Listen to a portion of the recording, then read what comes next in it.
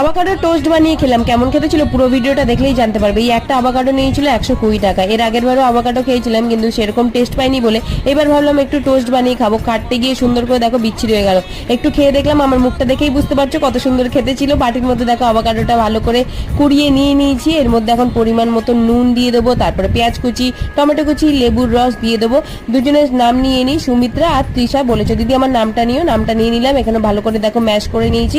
এদিকে পাউরুটিটা সেঁকে রেখেছি, তার মধ্যে দিয়ে দিলাম বাটার। তোমরাও চাইলে এরকম আভাকাডো টোস্ট বানিয়ে খেতে পারো। তারপরে এই আভাকাডো ম্যাশটা দেখো দিয়ে দিলাম টোস্টের উপরে। তারপরে একটুখানি বাদাম কুচি দিয়ে দিলাম, তার উপরে তিল দিয়ে দিলাম। এটা আমি ইউটিউব দেখে দেখে করেছি, কালো তিল ছিল না তাই সাদা তিল দিয়ে দিলাম। দেখো দেখতে এরকম হয়েছিল।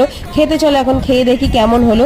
সত্যি কথা বলতে আমার তো একদমই ভালো লেগেনি, কোনোদিন আমি আর খাবো না। আমার এর থেকে বাটার টোস্ট ডিম টোস্ট অনেক ভালো। তোমরা চাইলে একটুখানি খেয়ে দেখো। এত বাজে মুখ হয়ে গেছিল, লাস্টে মোগো মোগো খেয়ে নিলাম মেয়ের থেকে একটুখানি নিয়ে।